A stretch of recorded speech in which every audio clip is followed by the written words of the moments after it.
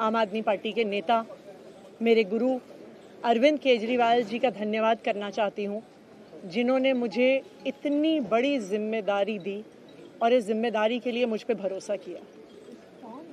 ये सिर्फ आम आदमी पार्टी में हो सकता है, अरविंद केजरीवाल जी के नेतृत्व में हो सकता है कि एक फर्स्ट टाइम पॉलिटिशियन एक राज्य की मुख्यमंत्री बने। मैं एक सामान्य परिवार से आती हूँ।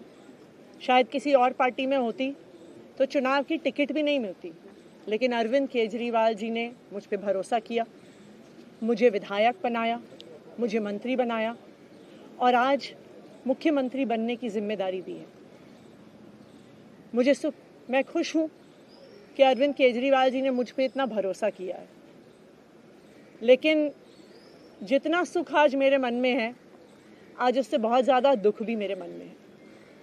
दुख इसलिए कि दिल्ली के लोकप्रिय मुख्यमंत्री मेरे बड़े भाई अरविंद केजरीवाल जी आज इस्तीफा दे रहे हैं।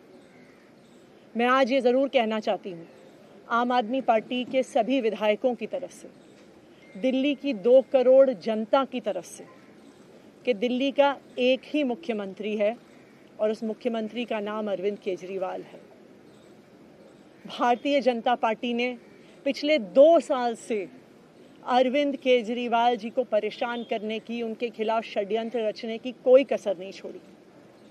एक ऐसा आदमी जो अपनी IRS कमिश्नर की नौकरी ठुकरा सकता था, एक ऐसा आदमी जो एक नई पॉलिटिकल पार्टी से पहली बार चुनाव लड़के मुख्यमंत्री पद से इस्तीफा दे सकता था, ऐसे आदमी पर, ऐसे ईमानदार आदमी पर भारतीय जनता पार्टी ने भ्रष्टाचार के आरोप लगाए, झूठे केस किए, फर्जी केस किए, अपनी एजेंसीज ED को, CBI को उनके पीछे छोड़ दिया, उनको झूठे मुकदमे में 6 महीने तक जेल में रखा।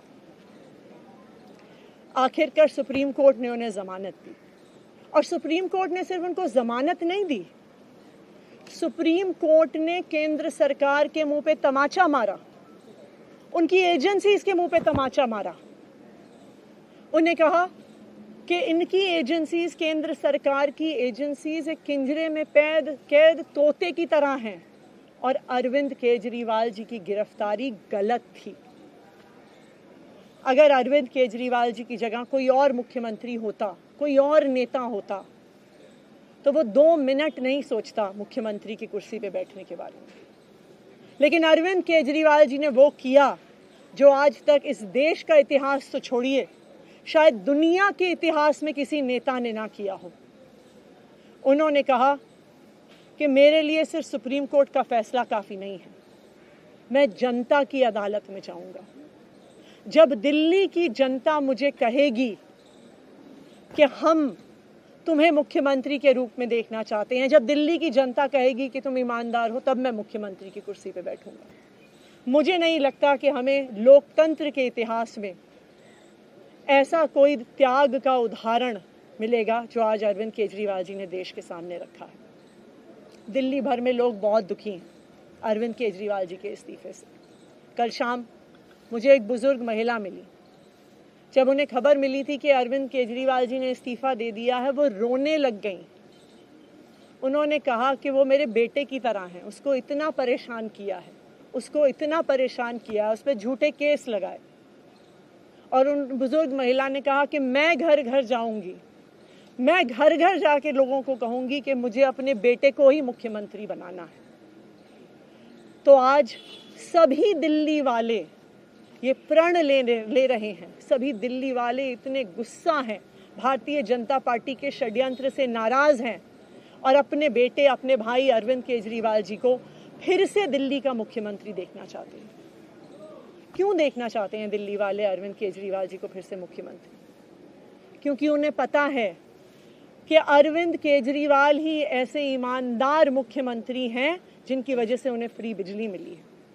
उन्हें पता है कि अगर अरविंद केजरीवाल जैसे ईमानदार व्यक्ति मुख्यमंत्री नहीं रहे तो उनको फ्री बिजली मिलनी बंद हो जाएगी। उन्हें पता है कि अरविंद केजरीवाल जैसे ईमानदार व्यक्ति अगर मुख्यमंत्री नहीं रहे तो उनके बच्चों के सरकारी स्कूल बदहाल हो जाएंगे।